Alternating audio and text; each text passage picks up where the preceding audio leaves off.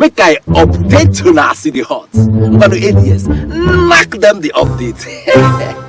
Even in bondage, part 1 and part 2. Hey, Merit and Walla. Brothers, don't they fight over presidential candidates? One they support Igbo candidates. The other one they support Fulani candidates. This is our discussion today, my name na ADS. See, I promise, you go like this one.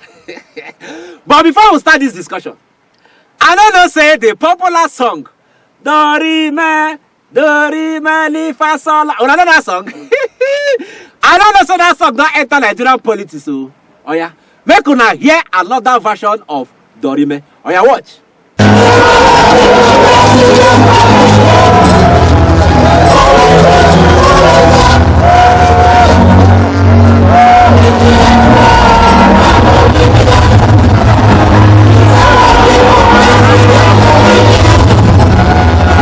Wonderful. Very interesting. Dorime with a touch of Obidati. Obidati votata Dorime. Obidati. What Nigerians cannot do, my brother, does not exist. Now, back to our discussion for today. I beg, help me watch this video. I have made sacrifices for my people. I was wanting any day I'll meet what is his name, Kenneth Okonkwo. I'll ask him at his age, what is his contribution to the Igbo people? What has been his contribution? Apart from making film and kissing women on television, and we watch. I fought for Biafra. If he did not fight, did his parents fight? I have one hand. I can't use this hand. And he comes to call me a bootlicker, a fake, calling me a bootlicker. What contribution has he made to my people? The greatest point Igbo saw in this country is the Civil War. Did he contribute? Where did he fight? That's not Chief Dan Olase, the PDP Presidential Council Southeast Coordinator. Him don't challenge the spokesperson of the Labour Party, Kenneth Okonkwo, to show forth his works and deeds for the Igbo nation. Chief Dan Olase claims say him fight during the Biafran War, but say Kenneth and him papa no fight the war. The Japa.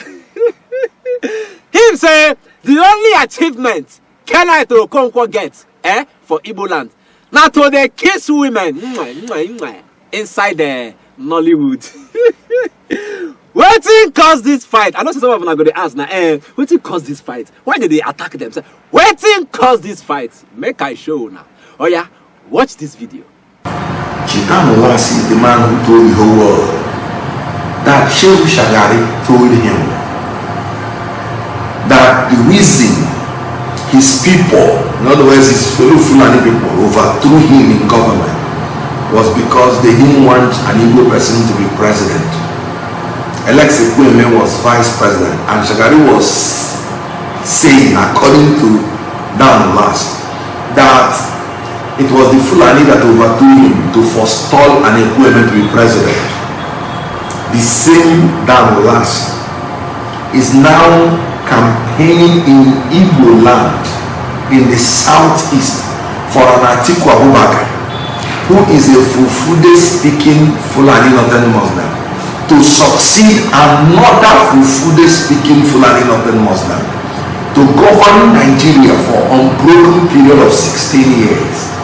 And unfortunately, the same Dan Olase is now campaigning against the presidential candidate of Southeast, which even the presidential candidate that Okonkwo is campaigning for has openly come out to say it is the turn of the Southeast to produce the next president. You can imagine, Chief Dan Olase is coming out to eat back his vomit that it is the Fulani that is the problem of the Southeast, and then he is now the chief spokesperson of Atiku Abubakar. According to Kenneth Okonkwo, na Chief Olase, who been exposed waiting Shehu Shagari, tell him about the agenda of the Fulani to frustrate Igbo presidency. Now, the same Chief Olase Then they campaign for a Fulani candidate to replace a Fulani president. Now, wow. Okay. Wetin Chief Dan Olasi get against him own Igbo brother, Peter Obi? When I go to ask that question, Abi. The presidential candidate of the Labour Party, now I talk about. Wetin him get against Peter Obi, the presidential candidate of the Labour Party? Wey be him own brother. Make we find out. Oh yeah, watch. Somebody came to me, a group of Reverend fathers, and even one I traveled with yesterday. He said, "Why are you so sad?" I said, "I have made sacrifices for Peter Obi. When he was vice presidential candidate to Atiku, he so promised us that this is the only route Igbos can get to power, and we followed him. We had a meeting in Enugu government house, and Enugu governor told him, go to Anambra and call me. You are the leader of the party in Anambra State." And he called us at a meeting at Uche Kunifest Center. And he said, "Dan, look around. If anybody is interested in any office, please let us shortlist and evaluate them, including himself." 2 weeks after that, Atiku Abubakar was declaring for presidency. Peter Obi was sitting down there. Not only did he attend that declaration, he got up and took a microphone and said that Atiku Abubakar was the greatest unifier in this country. He used 5 adjectives to support Atiku Abubakar. Said he's his friend and his boss. And yes, as his friend, as his boss, that having worked with him, he found him so credible. 2 weeks after, you declare for presidency. According to Chief Olasi, Peter Obi supported Atiku Abubakar when him declared to run for president in 2023. Him say Atiku na him boss, and him even talk plenty beautiful things about Atiku. Only for him, when I say him, Peter Obi, only for Peter Obi to declare for president 2 weeks after him don praise Atiku Abubakar, call him his own boss. And now, him spokesperson wey be Kenneth Okonkwo don call the same man wey him say na him boss thief. And now Peter Obi never talk anything about am. Your spokesperson called your boss a thief, and you now wey be him boy of the person wey they call thief never talk anything. This thing follow for wetin the verse Chief Dan Olasi. Una dey hear me so? E dey interesting, na you know dey interesting. According to Kenneth Okonkwo, Chief Olasi don also betray the same Atiku Abubakar him dey campaign for to become president in 2023. How him take betray Atiku Abubakar? I go tell una. Oh yeah, watch. Let us look at what Olasi said about Atiku Abubakar. People have been wondering, how did Atiku Abubakar make so much wealth as a civil servant, a custom officer? It was from Chief Olasi that I heard it, that when Atiku was a custom officer, he was flying container out of the wharf without collecting duty for the government. And Atiku knew that it was illegal, but yet he was doing it. This was the statement of Dan Olasi. So he knew that Atiku was very corrupt, even as a custom officer. Now, let us see how very unfortunate this man can be. He coined it that Atiku was doing those things to help the Igbo people who came out of the war, and that was why he was allowing containers to fly out of the wharf without collecting duty. That it is only when the container has gone out that he will now collect duty. Now, let me state it clearly, because when I went to Lagos, I lived in Oludiakapa with some of my relatives that we are clearing and forwarding agents. I lived in Oludiakapa with some of my relatives that we are clearing and forwarding agents. Whenever a container leaves the wharf, the duty, custom duty, is no longer going to the government, it's going to the coffers of the custom officer. Who is that custom officer that will be so daft that he will now collect duty afterwards? The container has left the wharf and go back to put it in the government coffers. He will be caught. So when Atiku was doing that, they call it flying container. in the palace of the clearing of one agent, the money goes to the custom officer's pocket. So this is Jesse Olansi, actually on national television, telling the whole world that Atiku is corrupt. Chief Olansi really shot himself and his presidential candidate Atiku Abubakar in the leg. In a bid to make the Igbo nation appreciate Atiku Abubakar for his deeds towards them when he was a custom officer, he ended up calling Atiku Abubakar a corrupt public servant who bypassed custom duty to clear containers only to collect the custom duty after the containers don't come out for wharf and the money go straight inside his own pocket. What till we go call this one now if not high profile corruption? Kenneth Okonkwo that also review say Chief Dan Olansi get AIDS. Well, know what it is. AIDS. You heard me right. AIDS.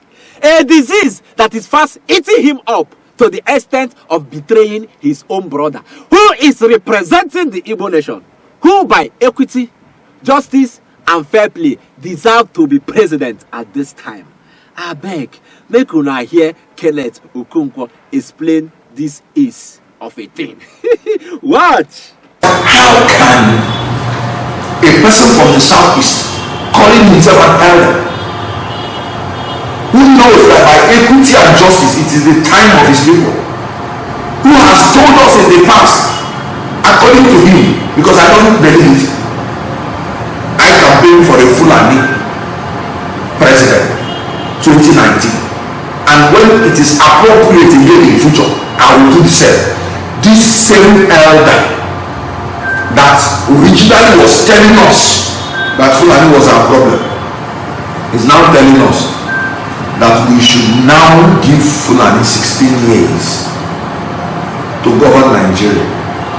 So these elders, sorry to say it, they are integrity challenged. They are suffering from acute integrity deficiency syndrome, AIDS. They talk contradictory things when they are offered money or anything whatsoever. So Chief Dan Olansi is a man who, after being the chairman of the National Party in Anambra State, has not attracted any development in Anambra State, in the whole Southeast. Let me ask him, he's trying to tell the Southeast to follow PDP. What has PDP done for the Southeast for the 16 years they were in power? Just give me one legacy project, one. Then this is a man that is encouraging Southeast to follow PDP. PDP has not considered Southeast qualified for the president or the vice president for 24 years, and Southeast has given 100% of their votes. Yet, an elder like Dan Olansi will tell us to follow them. They are part of the problems of the Southeast, because if anybody wants you to tell the people to follow him, ask him what is in there for your people. Democracy is a representative government. How has PDP represented the interest of the Southeast? How has PDP been able to pay back all the support and loyalty that Southeast has given to them for 24 years? They've not considered us qualified for president or vice, and they have not considered us qualified for any infrastructure. Yet, and Olansi is telling us that we should support PDP in 2023, sadly against his own brother Peter Obi. So you can see that these men have nothing else to offer the people of Leadway or Southeast. So the only thing the Southeast owe them now is to vote them out, vote their candidate out, and allow the emergence, the evolution of new leaders. Peter Obi said, they are in the past, but I and that we are the future of Nigeria. So please, Ndigo, do not listen to them. They are not fighting for your interests. They are fighting for their own personal interest. Dan Olansi has failed his people.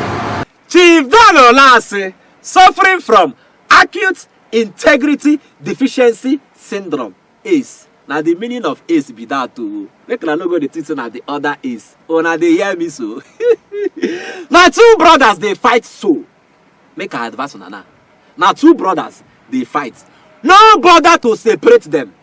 One thing is certain: the blood that both of them share in common, it go settle them in peace. No go settle fight, collect slap, oh. Leave them to quarrel their quarrel. After all, na campaign season we dey. Una dey hear me so. Finally, I beg, go collect your PVC now. Collection starts on Monday, 12th of December this month, 2022, and we end on the 22nd of January, 2023. I beg, go and collect your PVC. Una dey hear me so? Na Tifolasi and Kenneth Okonkwo they fight their own fight like this. Make we go fight for better Nigeria for polling units. And to fight, not be by mouth, not be by strength, not be by anything, now by your PVC. So run and collect your PVC now. I go see you tomorrow. Oh yeah, wait. You don't collect updates, you won't run away, Abi. Well, Biko, subscribe, enjoy, Biko, Allah, subscribe.